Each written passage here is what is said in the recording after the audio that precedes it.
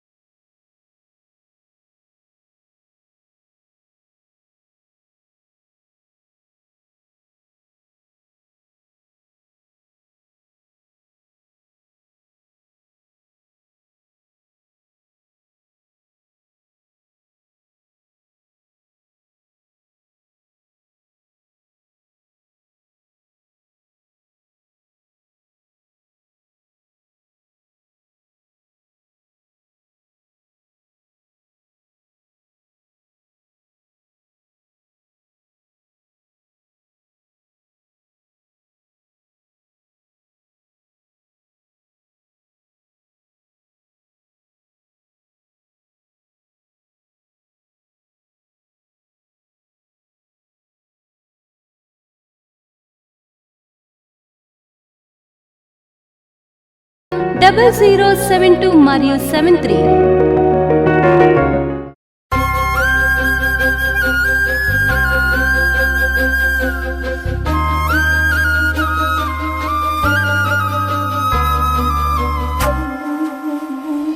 మూడవదిగా యేసు పరిశుద్ధాత్మ దేవుడికి గుర్తు ఏంటంటే నూనె. మొదటి సామెల గ్రంథం 16:13 చదువు. సమూయేలు తైలపు కొమ్మును తీసి వాని సహోదరుల ఎదుట వానికి అభిషేకము చేసెను. నాటి నుండి యెహోవా ఆత్మ దావీదు మీదికి బలముగా వచ్చెను. ఆదికాండ 28:18. జెనసిస్ 28:18. తెల్లవారినప్పుడు యాకోబు లేచి తాను తలగడగా చేసుకున్న రాయిని తీసి దానిని స్తంభముగా నిలిపి దాని కొన మీద నూనె పోసెను. మన దేనైనా కప్పుతామేమో కానీ మన మీద మన నూనె రాసుకొని, తలపైన నూనె రాసుకొని ఇతరులు కనపడకుండా చేయండి చూద్దాం. ఇతరులు కనపడకుండా ఉండాలంటే ఏం చేయాలి? మళ్ళా షాంపు పెట్టి స్నానం చేస్తే తప్ప ఆ నూనె పోదు. పాత నిబంధనలు అయితే ఒలివ నూనె ప్లస్ దాంట్లో సుగంధ వాసనని కలుపుతారు, అంత త్వరగా పోదు. హల్లెలూయా. నిండుగా వాసన ఉంటుందన్నమాట. పరిశుద్ధాత్మ కార్యాలు కానీ పరిశుద్ధాత్మ క్రియలు కానీ రహస్యంగా ఉండదు, ఎప్పుడో అది కనిపించేస్తాయి. ఎంత కంట్రోల్ చేసినా ఏమవుతుంది? ఖచ్చితంగా కనిపిస్తుంది. ఒక ఆవిడ పరిశుద్ధాత్మ అంటే కిట్టని సంఘం, భాషల్లో మాట్లాడితే ఒప్పుకోరు. పరిశుద్ధాత్మ దేవుడు బాగాటంగా కనపడతాడు. హల్లెలూయా. పరిశుద్ధాత్మ పూర్ణులని ఖచ్చితంగా ఎన్ని వందల మందిలో ఉన్నా మనం ఏం చేసేవచ్చు అంటే కనిపెట్టవచ్చు. వాళ్ళొక జ్ఞానం, వాళ్ళొక తెలివి, వాళ్ళొక ప్రార్థన. పరిశుద్ధాత్మ పూర్ణులు ప్రార్థన చేయనండి, పరిశుద్ధాత్మ లేనివాడు ప్రార్థన చేయండి, వ్యత్యాసం ఈజీగా కనపడతాడు. పరిశుద్ధాత్మ అభిషేకం పొందినవాడు ప్రసంగానికి, అభిషేకం లేనివాడు చేసే ప్రసంగానికి చాలా వ్యత్యాసం ఉంటుంది. సో నూనె అనేది you cannot hide your self. కరెక్ట్గా కనబడిపోతుంది. నీళ్ళు అలా కాదు, కొద్దిసేపు అది ఏమైపోతుంది? ఆరిపోతుంది, వెట్ అయిపోతుంది. నూనె ఆరదు, చాలా టైం పడుతుంది. రెండవదిగా కనిపించే పరిశుద్ధాత్మదేవుడు కనిపించే అనుభవం. రెండవది ఏంటంటే ఈ నూనె మల్టిపుల్ బెనిఫిట్స్. నూనెను అనేక రకాలుగా వాడుకుంటాం. ఒలివ నూనె తీసుకోండి, భోజనానికి వాడతాం, ఆహారానికి వాడతాం, తర్వాత మెడిసిన్ కింద వాడతాం, ప్రైజ్ లార్డ్. శరీర చల్లతనాని కోసం వాడతాం, మసల్స్ అంతా బలపడటానికి, స్ట్రాంగ్ అవటానికి వాడతాం ఒలివ నూనె. దీపం ముట్టించడానికి వాడతాం, దీపం వెలిగించడానికి వాడతాం, ప్రత్యక్ష గుడారంలో వాడబడుతుంది, అభిషేకం చేయడానికి వాడబడుతుంది, కాన్సక్రేషన్ కోసం వాడబడుతుంది. హల్లెలూయా. గాయాలు కట్టడానికి కూడా వాడటం జరుగుతుంది. ఇలాగా ఏ రూపంలో ఏ కోణాల్లో మనం చూసినా నూనె దేవుని బిడ్డలారా మల్టిపుల్ పర్పస్గానే మనకు కనపడుతుంది. పరిశుద్ధాత్మ దేవుడు మనలను రకరకాల ఆశీర్వాదాలోనికి నడిపిస్తాడు. ఒక వ్యక్తిలోనికి పరిశుద్ధాత్మ దేవుడికి రాగానే ఆయనే ముద్ర అయిపోతాడు. ఎఫెసీ పత్రిక 1వ అధ్యాయం 13-14 రాయబడి ఉంది, ఈజ్ బికేమ్ ఏ సీల్. నీకు ఆయనే ముద్ర అయిపోతాడు. ముద్ర వేయబడిన వాటిని ఎవ్వడునో ముట్టలేడో.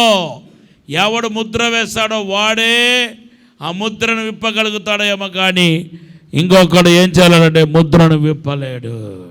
We are sealed by the Holy Spirit. పరిశుద్ధాత్మ ముద్ర. అదే పరిశుద్ధాత్మ దేవుడు నీలో నుండి ప్రార్థనలను దేవుని సన్నిధికి ప్రార్థనలు చేయిస్తాడు.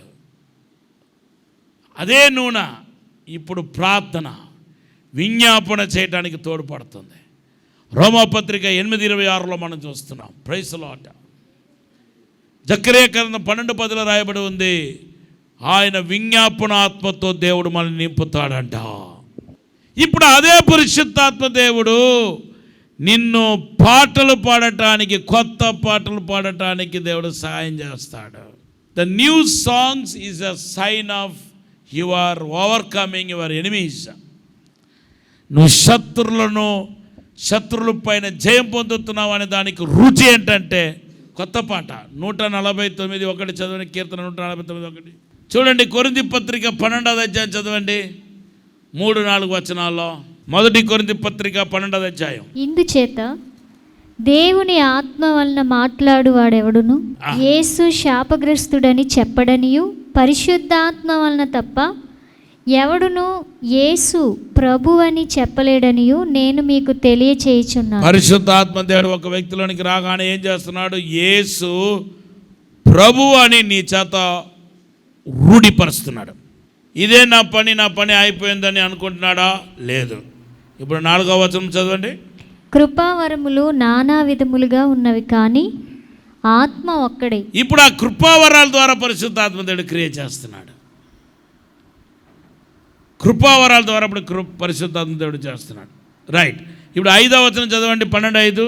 పరిచర్యలు నానా విధములుగా. అదే పరిశుద్ధాత్మ దేవుడు ఇప్పుడు పరిచర్య రూపంలో క్రియ చేస్తున్నాడు. 6వ వచనం.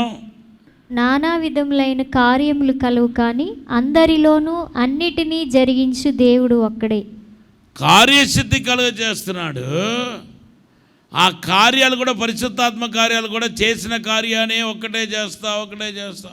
కొంతమంది అంటారు, నన్ను వాచ్మెన్గా పెట్టారు, నేను తలుపు తీస్తాను, తలుపు మూస్తాను, ఇది తప్ప నేను ఏది చేయను. నన్ను రాయటానికి కోసం పెట్టాను, నేను లెక్కలు ఒక్కటే రాస్తా, అది తప్ప నేను ఏమీ చేయను.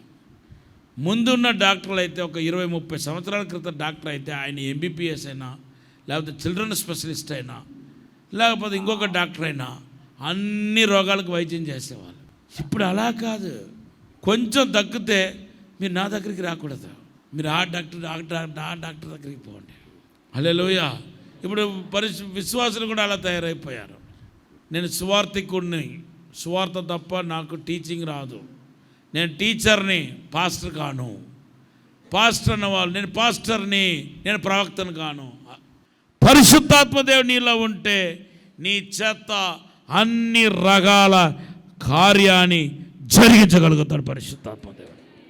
7వ వచనం. అందరి ప్రయోజనం కొరకు ప్రతి వానికి ఆత్మ ప్రత్యక్షత అనుగ్రహించబడుచున్నది. ఎలాగనగా ఒకనికి ఆత్మ మూలముగా బుద్ధివాక్యమును, మరి ఒకనికి ఆ ఆత్మను అనుసరించిన జ్ఞానవాక్యమును, మరి ఒకనికి ఆ ఆత్మ వలననే విశ్వాసమును, మరి ఒకనికి ఆ ఒక్క ఆత్మ వలననే స్వస్థపరచు వరములను, మరి ఒకనికి అద్భుత కార్యములను చేయు శక్తియు, మరి ఒకనికి ప్రవచన వరమును, మరి ఒకనికి ఆత్మల వివేచనయు, మరి ఒకనికి నానావిధ భాషలు, మరి ఒకనికి భాషల అర్థం చెప్పు శక్తియు అనుగ్రహించబడి ఉన్నవి. అయినను వీటన్నిటినీ ఆ ఆత్మ ఒక్కడే తన చిత్తము చొప్పున ప్రతి వానికి ప్రత్యేకముగా పంచి ఇచ్చుచు కార్యసిద్ధి కలిగి చేయుచున్నాడు. నూనె ఎలాగైతే మల్టీపర్పస్ కింద పనిచేస్తుందో, మల్టీపర్పస్గా ఉంటుందో, అలాగే పరిశుద్ధాత్మ దేవుడు కూడా ఏ టు జెడ్ మన రక్షించబడిన దినాలు మొదలుకొని రూపాంతరం పొంది ఎత్తేపడేదాకా ఆయన పరిశుద్ధాత్మ దేవుడు వేరు రూపంలో, వేరు క్రియల రూపంలో మనల్ని రూపాంతరపరుస్తూ ఆయన రాకడ కొరకు మనం సిద్ధపరచగలుగుతాడు. కొన్ని వందల కొద్ది కార్యాలు ఉన్నాయి పరిశుద్ధాత్మ కార్యాలు. Such a mighty God Holi spirit. అందుకొరకు ఆయన దేనికి పోల్చబడ్డాడు? నూనెకు పోల్చబడ్డాడు. సో ఈరోజు పరిశుద్ధాత్మ దేవుడు నూనె రూపంలో మనల్ని నింపాలి. దేవుని నామానికి స్తోత్రం. పరిశుద్ధాత్మ దేవుడు వర్షానికి పోల్చబడ్డాడు. పరిశుద్ధాత్మ దేవుడు దేనికి పోల్చబడ్డాడు? వర్షానికి పోల్చబడ్డాడు. ఇది ఇంకా బ్యూటిఫుల్. చూడండి, ఇర్మియా గ్రంథం తొలకరి వర్షం, కడవరి వర్షం అంటూ పరిశుద్ధాత్మ దేవుని వర్షానికి పోల్చాడు ఇర్మియా ప్రవక్త. 5 ఇర్మియా గ్రంథం 5:24. వారు రండి, మన దేవుడైన యెహోవా యందు భయభక్తులు కలిగి ఉందము. ఆయనే తొలకరి వర్షమును కడవరి వర్షమును దాని కాలమున కురిపించువాడు కదా. హల్లెలూయా. ఎందుకు పరిశుద్ధాత్మ దేవుడు వర్షానికి పోల్చబడ్డాడంటే, పరిశుద్ధాత్మ గురించి ఒక ప్రవచన వాగ్దానం ఉంది. ఏంటి ఆ వాగ్దానం? అపోస్తల కార్యం 2:17లోను, యోవేలు గ్రంథం 2:26లోను, 25-26లోను రాయబడి ఉంది. ఏమంటే, మనుషులు అందరి మీద నా ఆత్మను కుమరిస్తాను. హల్లెలూయా. మనుషులందరి మీద నా ఆత్మను కుమరిస్తాను. మనుషులందరి మీద ఆత్మను కుమరించబడటానికి వర్షానికి నీ సంబంధం ఏముంది?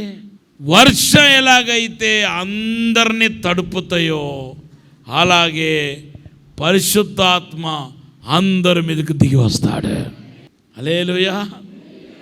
వర్షం బయట నిలబడండి, వీడు నల్లగా ఉన్నాడు, వీడి మీద నేను పడను అనుకుంటుందా? వీడి మొహం చూడు, ఇడ్లీ మొహంలాగా ఉంది. మనిషి 4 అడుగులు లేడు, వీడిని నేను తడపటమా అని అనుకుంటుందా?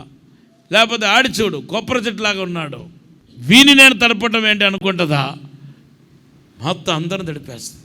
అలాగే పరిశుద్ధాత్మ దేవుడు కూడా అందరి మీద కుమరించబడతాడు. బలహీనుల పైన కుమరించబడతాడు. Praise lord. బలవంతుల పైన అందరి మీద దేవుని ఆత్మ కుమరింప జరుగుతాయి. ఇప్పుడు మేడ గదిలో 120 మంది ఉన్నారు. 120 మంది ఒకే సైజా? అపోస్తల కార్యం 1:14లో 120 మంది ఉన్నారంట. ఓకే, ఆ 120 మంది ఒకే సైజా? కాదే. పెద్దలు ఇప్పుడు ఒకే వయసు గల వాళ్ళ చెప్పండి పోనీ. అది కూడా కాదు. పెద్ద వయసు గల వాళ్ళు, చిన్న వయసు గల వాళ్ళు అందరూ ఏకమై పేర్లు రాయబడింది చూడండి. అపోస్తల కార్యం 1:14 వచనంలో పేరు రాయబడింది చూడండి. దానిలో ఓన్లీ ఆడవాళ్ళ పేరు మాత్రం రాయబడి ఉందా, లేదా మగవాళ్ళ పేరు మాత్రం రాయబడి ఉందా? ఒకసారి చెక్ చేద్దాం. వారు ఆ పట్టణంలో ప్రవేశించి తాము బస చేయుచుండిన మేడగదిలోనికి ఎక్కిపోయిరి. వారెవరనగా పేతురు, యోహాను, యాకోబు, ఆంద్రేయ, ఫిలిప్పు, తోమా, బర్తలోమయి, మత్తయి, అల్ఫయి కుమారుడగు యాకోబు, జెలోతే అనబడిన సీమోను, యాకోబు కుమారుడగు యోధా అనువారు, వీరందరూ కూడా కొందరు స్త్రీలును, యేసు తల్లి అయిన మరియయు, ఆయన సహోదరులను ఏక మనసుతో ఎడతెగక ప్రార్థన చేయుచుండిరి. హల్లెలూయా. పెద్దవాళ్ళు ఉన్నారు, వయసులో పెద్దవాళ్ళు ఉన్నారు, చిన్నవాళ్ళు ఉన్నారు. పరిశుద్ధాత్మ దేవుడు అందరి మీదకు కుమరించబడ్డాడు. వర్షం ఎలాగైతే అందరి మీదకు పడతాయో, వర్షం పడితే మొత్తం అందరం తడిపేస్తాయి. బాబోయ్ తండ్రి, నాకు ఈ వర్షం వద్దురా బాబు అని నువ్వు పారిపోవాలి, దాక్కోవాలి తప్ప. నేను వర్షంలో తడవను బాబు అని పారిపోవాలి తప్ప. నువ్వు మాత్రం వర్షమా ఎలా పడుతో చూద్దాం అనుకుంటే వచ్చి మిమ్మల్ని మొత్తం తడిపేస్తుంది, ఇంకా పైనుండి కింద దాకా తడిపేస్తుంది. అందుకొరకు ఆయన వర్షానికి పోల్చబడ్డాడు. నువ్వు ఎన్నిసార్లు నిలబడినా అన్నిసార్లు నిన్ను ఏం చేస్తా అంటే వర్షం తడిపోతాయి. పరిశుద్ధాత్మ దేవుడు కూడా అంతే. నువ్వు ఎన్నిసార్లు నీకు కావాలి, ఇంకా కావాలి, ఇంకా కావాలి, ఇంకా నింపండి ప్రభాని, నువ్వు ఆడిలో కొలది నిన్ను దేవుడు నింపుతాడు. అందుకొరకు ఆయన వర్షానికి పోల్చబడ్డాడు. హల్లెలూయా. పరిశుద్ధాత్ముడి దేవుడు ఎవరు చెప్పండి? వర్షం, అన్ని వేళలో కుమరించబడుతున్న వర్షం. పరిశుద్ధాత్ముడు మెయిల్ జెండర్కు పోల్చబడ్డాడు. Male he. యెషయా గ్రంథం 40 అధ్యాయం 13వ వచనం, 13-14.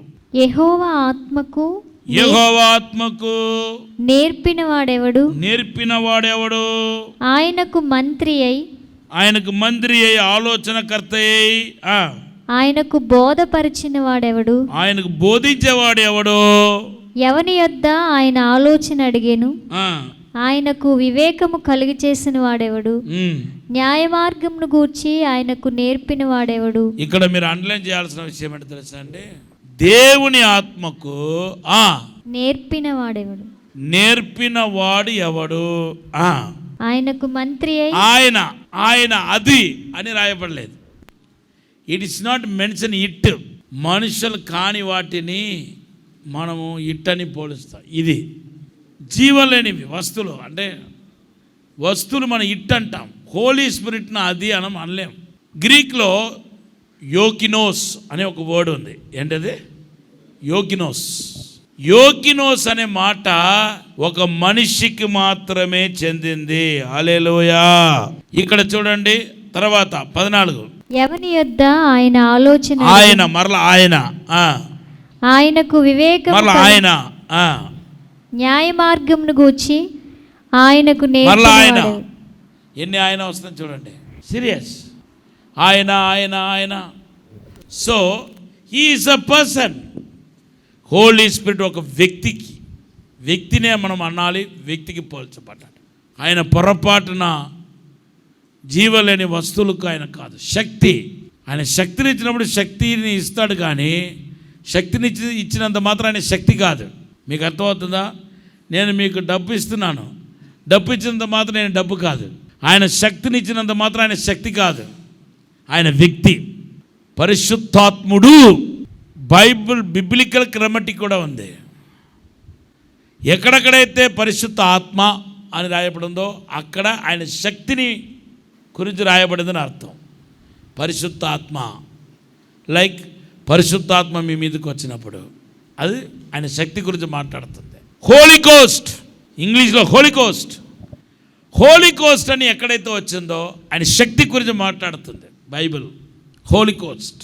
కానీ హోలీ స్పిరిట్ అని ఎక్కడైతే బైబిల్లో ఉందో ఆయన వ్యక్తిత్వాన్ని గురించి మాట్లాడుతుంది. హోలీ కోస్ట్ వేరు, హోలీ స్పిరిట్ వేరు. హోలీ కోస్ట్ అంటే ఆయన శక్తి, హోలీ స్పిరిట్ అంటే ఆయన వ్యక్తిత్వాన్ని మనకు చాటుతున్నాయి. యోహాను సువార్త 13-14, 16-7 చదవండి. అయితే నేను మీతో సత్యము చెప్పుచున్నాను, నేను వెళ్ళిపోవుట వలన మీకు ప్రయోజనకరము. నేను వెళ్ళని ఎడల ఆదరణకర్త మీ యొద్దకు రాడు. నేను వెళ్ళిన ఎడల ఆయనను మీ యొద్దకు పంపుదును. ఆయన ఆదరణకర్త మీ యొద్దకు రాడు, ఆయన నేను పంపుదను. ఆయన వచ్చి అది వచ్చి కాదు. హల్లెలూయా. అది వచ్చి కాదు, ఆయన వచ్చి. దేవుడు నామానికి స్తోత్రం చెప్పండి. మనుషులు మనం ఏమనకూడదు, అదే అనకూడదు. మన పరిశుద్ధాత్మ గురించి ఎంత ఎక్కువ ఎరగట్టం ప్రారంభిస్తున్నామో అంత లోతుకు మనం వెళ్ళగలుగుతాం, అంత లోతుగా పరిశుద్ధాత్మ దేవుని అధ్యయనం చేయగలుగుతాం. మీ సమయాన్ని దేవుడికి ఇవ్వండి, బైబిల్ చదువుతూ ఉండండి, ఆరాధిస్తూ ఉండండి, ఆయన నామాన్ని మహిమపరుస్తూ ఉండండి, ఆయన కోసం జీవిస్తూ ఉండండి.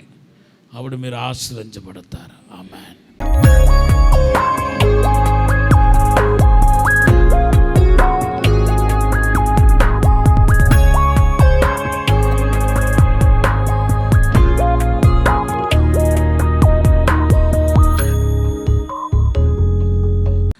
పరిశుద్ధము నమ్మకమైన పరలోక తండ్రి, నీకు వందనాలు, స్తోత్రాలు ప్రభా.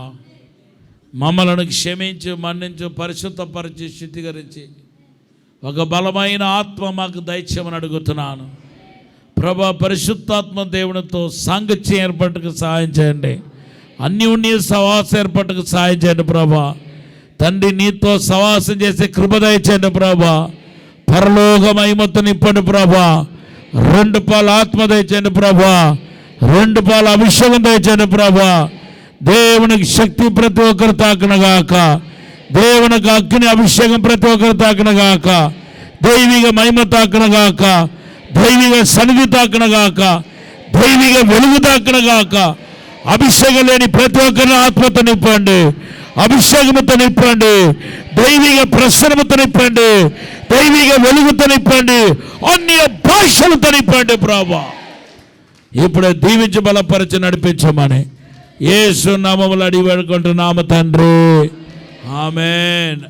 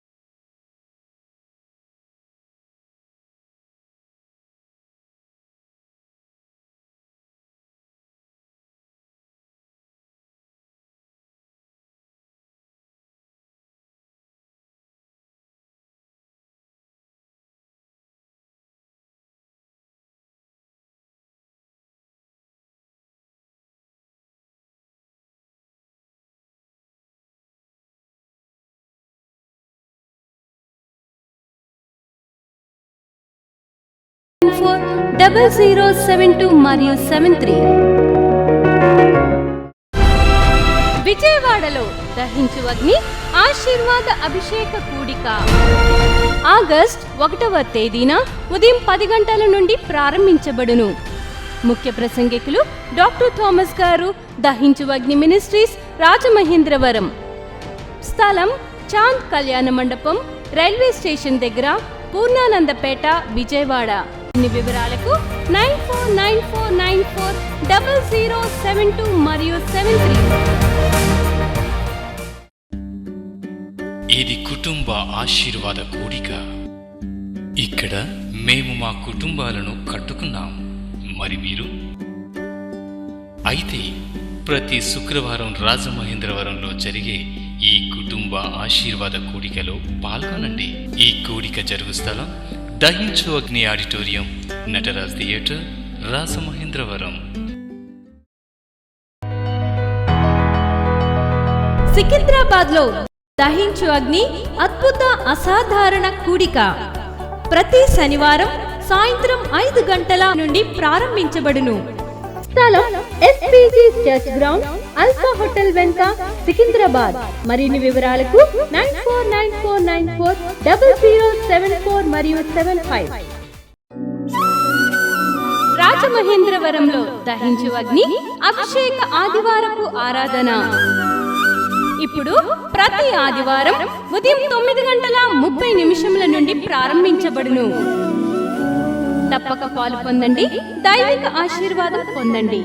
స్థలం దహించు అగ్ని ఆడిటోరియం, నటరాజ్ థియేటర్, రాజమహేంద్రవరం. మీ ప్రార్థన అవసరతలకు 9494940072 మరియు 73. ఈ టీవీ కార్యక్రమాన్ని చూసి ఆశీర్వదించబడినట్లయితే దహించు అగ్ని టీవీ పరిచర్యకు మరియు బ్లెస్సింగ్ ల్యాండ్ కు సహకరించండి.